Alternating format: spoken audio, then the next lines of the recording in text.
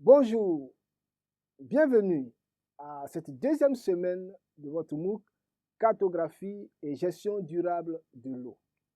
Je suis Konawede Arthur Brice, enseignant-chercheur à l'Université Jean-Laurent Guédé, spécialiste de télédétection et système d'information géographique.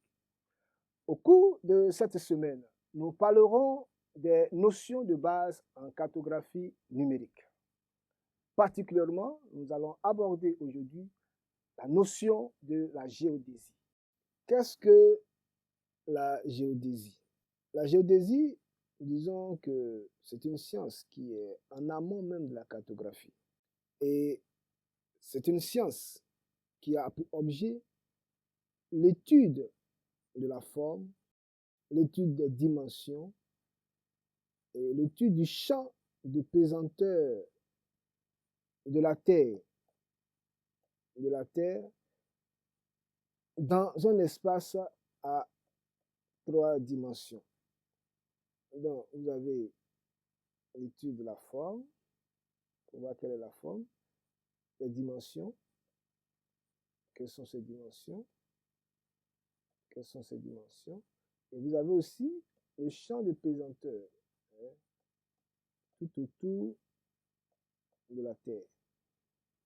Et donc, c'est toute cette étude-là qui nous permet de comprendre cette notion de géodésie. Pourquoi la géodésie? Il faut dire que la géodésie permet, entre autres, de mesurer la position, c'est-à-dire l'altitude, latitude, longitude. OK? Altitude, longitude et latitude. Et il permet également de mesurer le mouvement des différents points à la surface de la Terre. Quelle est donc la forme de la Terre? À l'origine, on avait pensé que la Terre était une sphère parfaite. Mais avec les études, on se rend compte que la Terre est aplatie au niveau des pôles.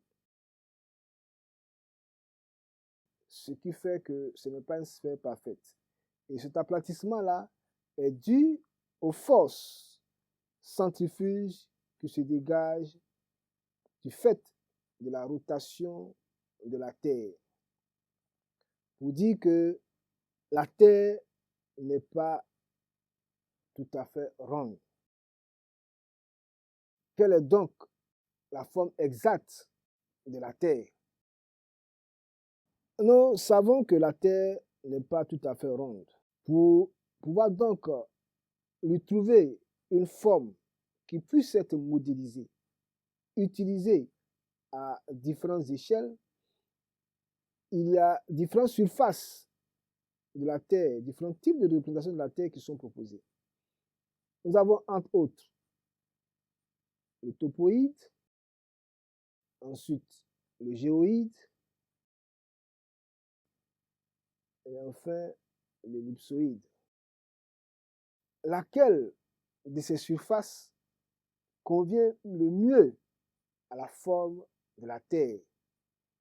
Et c'est ce que nous allons essayer de comprendre dans la suite de cette leçon. Voyons d'abord la notion de topoïde, puisque le topoïde se présente comme la surface topographique représentative du terrain. Ça prend en compte le relief, les montagnes, les plaines, les fosses marines, les creux, les bosses. Donc c'est une représentation topographique de la Terre. Et cette représentation topographique est une figure qui est irrégulière. Et une figure irrégulière est difficile à être modélisée. De telle sorte que on ne peut pas utiliser ce topoïde-là pour représenter la forme exacte ou une forme probable de la Terre. Voyons donc les autres notions si elles nous permettront d'établir un modèle qui puisse être assimilé à la forme de la Terre. Toujours dans la compréhension de la forme de la Terre, voyons cette fois-ci la notion de géoïde. En fait, le géoïde, c'est une surface théorique, une surface théorique qui est assimilée à une sphère de forme imparfaite à cause des forces d'attraction qu'on rencontre autour de la Terre. Et donc, pour mieux comprendre, c'est dire que le géoïde, c'est une forme théorique qu'on donne pour pouvoir aussi comprendre la forme sphérique de la Terre.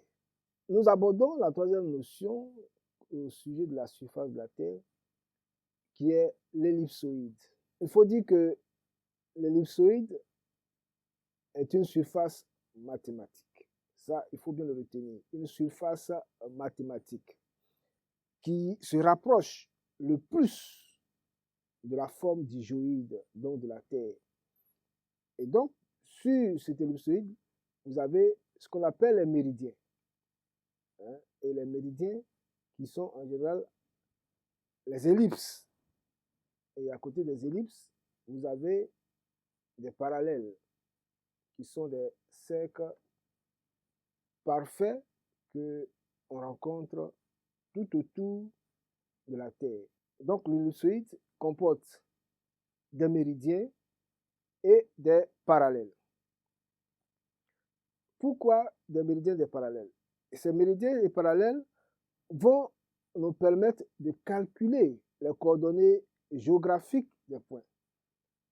Ces coordonnées qui vont s'exprimer en longitude et latitude. Donc, on entendra parler de latitude nord, sud et longitude est-ouest, qui nous permettent donc d'exprimer la position idéale d'un point. Et donc, cela se calcule en degrés. Quel est donc le lien entre la géodésie et la cartographie? Comme l'avons dit tantôt, la géodésie est en amont de la cartographie. Vous dites que pour faire une bonne carte, il faut bien comprendre les notions de géodésie. Et faire une bonne carte, c'est quoi? Une bonne carte implique un choix très important à faire, c'est-à-dire qu'il faut faire le choix d'un ellipsoïde et aussi le choix d'un système de projection. L'ellipsoïde et le système de projection sont deux notions importantes en matière de cartographie. Et donc, la compréhension de ces notions-là nous permettra de réaliser des cartes qui soient facilement interprétables et qui soient des cartes qui soient utiles à des prises de décision. Nous avons dit tantôt que pour faire une bonne carte, il faut faire le choix d'un ellipsoïde et également se positionner par rapport à un système de projection. C'est quoi le système de projection?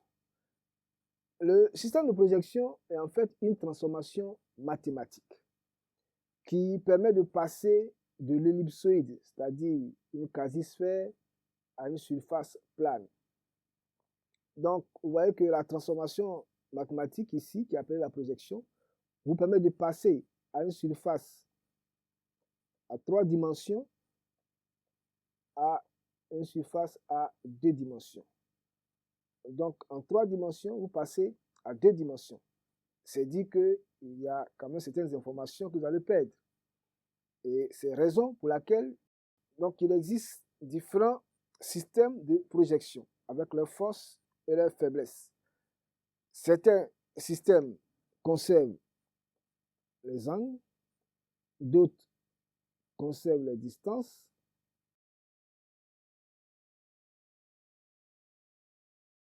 et d'autres aussi conservent les surfaces.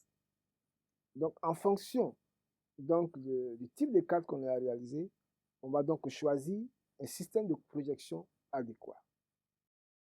Dans le cadre de la réalisation des cartes, il faut dire qu'il y a un système de projection mondial qui a été établi. Et ce système universel s'appuie également sur les points GPS, qui est également généralement utilisé par les outils GPS que nous utilisons pour aller collecter les données sur le terrain. Et dans ce système mondial, l'ellipsoïde qui est choisi en général est le WGS 84. Et la projection qui est utilisée, c'est la projection UTM, la projection Mercator. Et dans le système Mercator, vous voyez que la projection de la Terre nous permet de diviser la Terre en 60 fuseaux de 6 degrés chacun. Donc, vous avez ici 60 fuseaux, 60 fuseaux de 6 degrés. Et dans ce système de coordonnées UTM, c'est de type XY et en général, les coordonnées sont calculées en mètres. Et donc, c'est un système qui est universel que nous pouvons aussi utiliser et qui se trouve également dans nos GPS, qui facilite la collecte des données pour une meilleure représentation cartographique. Pourquoi a-t-on besoin de projection cartographique? La projection cartographique, elle est nécessaire puisque chaque portion de la Terre se trouve dans un système bien précis. Et donc, quand vous voulez faire une carte, il faudrait que toutes vos cartes soient positionnées dans le même référentiel. Pour dire que la projection cartographique est importante pour pouvoir, premièrement, se repérer dans l'espace. Parce qu'il faut qu'on sache dans quelle zone exacte de la carte du monde se trouve, se localisent les éléments que vous voulez représenter. Ensuite, c'est important de faire une projection pour pouvoir également faire des comparaisons. Parce qu'on ne peut comparer des éléments qui se trouvent au même endroit, au même lieu. Et ensuite, l'importance de la projection cartographique, c'est qu'elle permet de superposer des objets qui se trouvent dans la même localité, dans la même zone. Et à titre d'exemple, nous voyons là une carte qui est également le fruit d'une projection cartographique qui vous permet d'être situé par rapport à la zone dans laquelle le travail a été réalisé. Et dans cette zone-là, vous pouvez apprécier différents éléments sur le terrain. Vous avez par exemple les sites de mesure, également des points de mesure et avec évidemment les limites ici des parcelles d'entraînement. Vous dire que ces différents éléments-là se trouvent dans la même zone et donc la projection cartographique permet facilement de les mettre ensemble, d'établir des relations entre ces différentes entités. C'est dire que la projection est un élément essentiel en matière de cartographie. Que retenir sur la notion de géodésie? Ce qu'il faut retenir, c'est que la géodésie est un outil de positionnement global. Parce que toute localisation ou positionnement s'exprime par des coordonnées. Et en général, il y a deux types de coordonnées. Vous avez les coordonnées géographiques, qui est exprimée en latitude-longitude, et également les coordonnées projetées au plan, qui sont en général exprimées en mètres. Pour dire que la géodésie est une science du positionnement. On ne peut pas faire de la cartographie si on ne sait pas dans quelle localité vous travaillez. On ne sait pas sur quel élément, sur quelle zone, sur quel territoire au niveau de la Terre ces éléments ont été collectés. Il faut dire qu'en passant de 3D à 2D, il y a une opération de projection qui est nécessaire pour pouvoir passer de la réalité donc à un plan. C'est vraiment là l'importance de la géodésie, qui est un outil qui se trouve en amont. Il faut d'abord comprendre ces notions de projection cartographique pour pouvoir réaliser des cartes qui soient utiles à de bonnes prises de décision. Merci d'avoir prêté attention à cette notion. C'est avec un réel plaisir que nous espérons vous retrouver pour la prochaine notion.